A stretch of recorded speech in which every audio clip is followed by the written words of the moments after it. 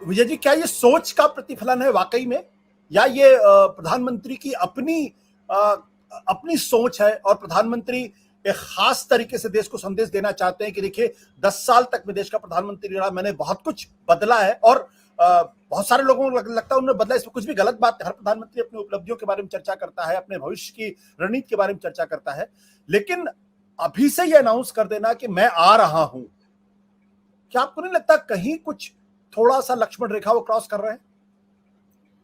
देखिए आशुतोष जी, 90 मिनट का उनका भाषण रहा है। उसमें उन्होंने जो बातें की, अपनी कामकाज की, सरकार की, जैसे आपने जिक्र किया, जल शक्ति की बात है, इकोनॉमी को बढ़ाने की बात है, 5वीं इकोनॉमी बनाया और एक तीसरी इकोनॉमी पर हम ले जाना चाहते हैं, और तमाम तरह की योजनाओं का जिक्र किया, वो सब ठीक है। यहाँ पर आपने जो बात की ना, उस पॉइंट को यदि थोड़ा सा एक पॉलिटिकल स्टाइल में बोला जाता है कि आपकी ब्लेसिंग्स से, आपका आशीर्वाद चाहिए कि मैं फिर 2024 के बाद आऊं और देश को आगे बढ़ाऊं, या जो भी काम करना है, जो काम हमारे रह गए हैं या जो भी है, जनता का आशीर्वाद ही तो लोकतंत्र की ताकत है। आप और हम तय नहीं कर सकते कि प्रधानमंत्री नरेंद्र मोदी दोबारा लौटेंगे कि नहीं लौटेंगे, या खरगे साहब बनेंगे या लालू यादव बनेंगे, या कौन बनेगा, सवाल वो नहीं। जनता का आशीर्वाद, जनता जिसे चाहेगी। तो यदि इस तरह की बात होती कि आपके आशीर्वाद मुझे चाहिए, आपकी ब्लेसिंग्स चाहिए कि आगे आकर भी हम इस देश को आगे बढ़ाना चाहते हैं, तीसरी इकोनॉमी बनाना चाहते हैं, जो काम बाकी रह गए उस सबको करना चाहते हैं, तो शायद बात बन जाती। लेकिन ये उनका स्टाइल है कि वो हर चीज में एक स्ट्रेस अलग तरीके का देते हैं और काम करते हैं। ये साफ ही है कि 2024 के चुनावों से पहले ये लास्ट इंडिपेंडेंस का स्पीच है, तो इसमें कोई इतनी बड़ी बात नहीं। और नैरेटिव बदलना भी पॉलिटिकल लीडर्स का अपना काम है। हुआ क्या है कि अभी हम थोड़ा सा आहत बार बार क्यों होते हैं कि इससे पहले डॉक्टर मनमोहन सिंह प्रधानमंत्री रहे, वो बहुत लो प्रोफाइल तरीके, मैं उनकी आलोचना नहीं कर रहा, लेकिन वो बहुत लो प्रोफाइल तरीके से रहे हैं। 10 साल जब वो लो प्रोफाइल प्राइम मिनिस्टर के बाद हम एक नरेंद्र मोदी जैसे पर्सनालिटी को देखते हैं, तो हमें हर बार झटका लगता है, हमें हर बात जो है ना वो अजीब लगती है। अब 2-3 बातें हो सकती है, जैसे हम सब लोगों ने कहा कि कोई अनकॉन्स्टिट्यूशनल बात नहीं कही। अगर अनकॉन्स्टिट्यूशनल बात नहीं कही तो फिर विवाद क्या है, डिबेट क्या है? ठीक है, नैरेटिव बदलना किसी भी पॉलिटिकल लीडर का काम है। नैरेटिव बदलना ही तो पॉलिटिक्स है कि आप कैसे देश को आगे ले जाना चाहते हैं, कैसे करना चाहते हैं।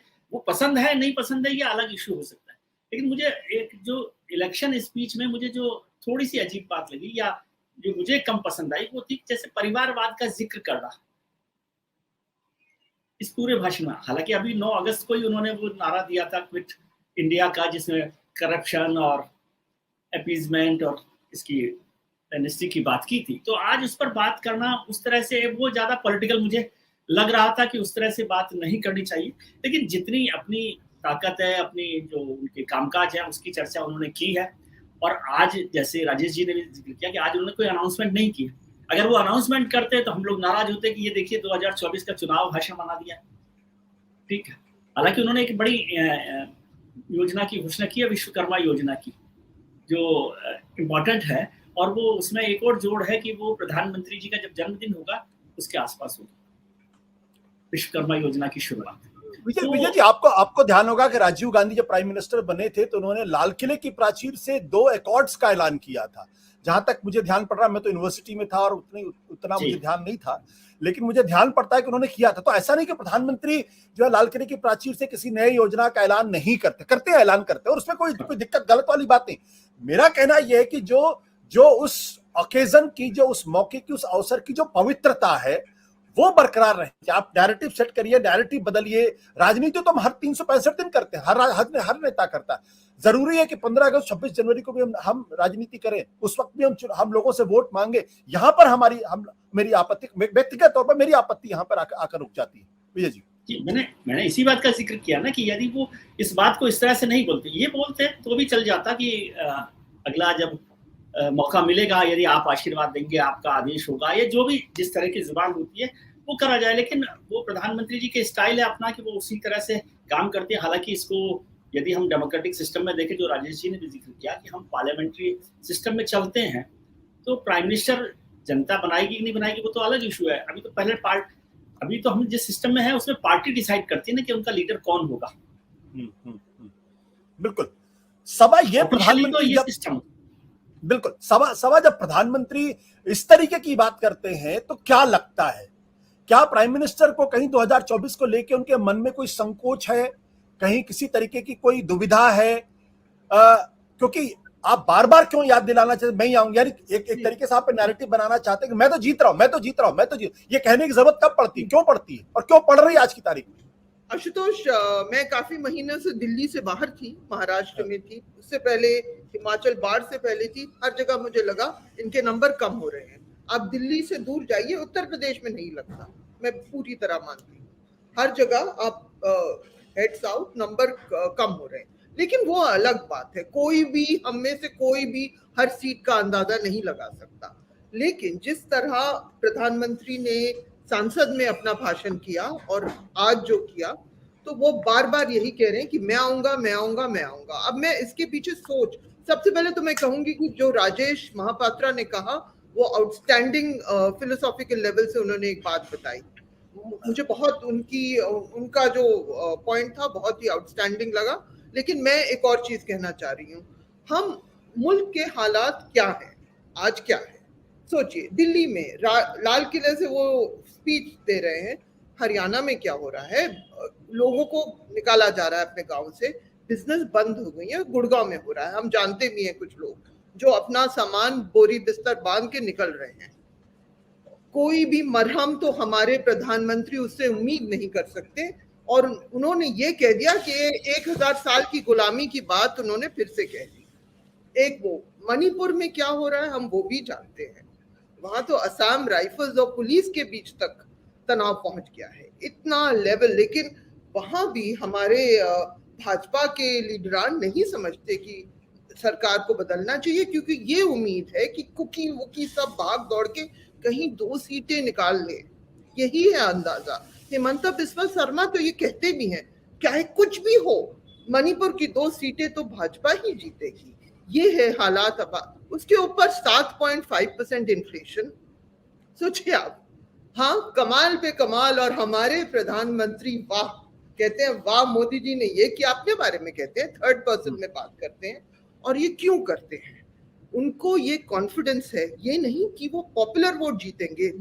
मैं जानती हूँ कि दिल्ली में लोगों को लगता है कि वो हार ही नहीं सकते, लेकिन वो कभी फर्स्ट पास द पोस्ट में हिंदी बेल्ट के बाहर अगर महाराष्ट्र को वो सच में नहीं जीतते हैं पॉपुलर वोट, और वो नहीं जीत सकते हैं बिहार, तो नंबर का गेम नहीं है। लेकिन पूरी जगह में उन्होंने ये एक रिपोर्ट आई थी रूट्स ऑफ रॉथ, हर जगह इन्होंने ये स्टॉर्म ट्रूपर्स भेजे हुए हैं। हरियाणा में क्यों कर हो रहा है ये सब? आप सोचते हैं कि वो खट्टर साहब बेचारे परेशान हैं कि ये बजरंग दल और विश्व हिंदू परिषद निकली हुई है? क्योंकि हरियाणा से भी नंबर कम होने वाले हैं अगर नॉर्मल चीजें हों। लेकिन वो नॉर्मल चीजें नहीं कराना चाहते हैं। हरियाणा, हिमाचल, पंजाब, अब आप सोचिए ये हालात पहुंच गई है कि दिल्ली में आम आदमी पार्टी और कांग्रेस बात तो कर रहे हैं कि कुछ अलायंस हो जाए। अब ये सब चीजों में सिर्फ वायलेंस थ्रू, ये जो मोटर में हमारे इलाके में निकले आज झंडा पकड़ के, वो कांग्रेस जिन्होंने आजादी के लिए लड़ा था उससे कुछ लेना देना है। ये बीएचपी बजरंग दल के लोग थे, धमकियां दे रहे थे, मिक्स्ड इलाका है, यही है, ये है मॉडल। हर जगह जाके करो। हमारे प्रधानमंत्री कोई मरहम नहीं डालेंगे किसी घाव में, इसकी तो उम्मीद ही ना करो। लेकिन समझो हो क्या रहा है, क्या जरूरत थी ये सब करने की? आप तो इतने पॉपुलर लीडर हैं, आप जीतिए। आपके साथ आरएसएस लगी हुई है, कहते हैं दुनिया की लीडिंग वॉलंटियर ऑर्गेनाइजेशन और है भी। लेकिन उस बीच में वो, क्योंकि वो जानते हैं कि नंबर नहीं बन रहे हैं, तो और भी आप देखिए हरियाणा में नहीं रोकेंगे ये सब, लेकिन ये काउंटर प्रोडक्टिव भी हो सकता है। क्योंकि कोई मिडिल क्लास लोग भी अब वो परेशान हो रहे हैं, उनके कारपेंटर्स नहीं मिल रहे, एसी मैकेनिक्स नहीं मिल रहे। लेकिन ये जानबूझ के अलाउ किया जा रहा है हर जगह कि, और ये मणिपुर जल रहा है, हरियाणा जल रहा है, महाराष्ट्र में तो एक इलाके में काफी दिन से ये कोशिश है कि ये सब किया जाए, लेकिन वो वर्क नहीं कर रहा था। इसलिए वही पार्टियों को तोड़ा, जैसे मराठा पावर जो ट्रेडिशनली बीजेपी उनके खिलाफ बोलती थी, जिसको करप्ट होती थी उसको फाइनेंस मिनिस्टर बना दिया। ये है उनकी स्ट्रैटेजी कि हम तो नहीं अपना बेस एक्सपैंड कर पा रहे, दूसरों को तो नुकसान पहुंचाएंगे। ये हमें बताया गया महाराष्ट्र में। तो ये है हालात मुल्क में, और ये क्योंकि हर चीज का हम सत्यानाश, वो कैपिटल का मोमेंट जो था, कैसे हम हारेंगे अगर हम नॉर्मल चीजें होने ही नहीं देंगे, इसका भी आप अपने जहन में डालिए ये बात। बिल्कुल। सत्य हिंदी का ऐप डाउनलोड करें गूगल प्ले स्टोर पर।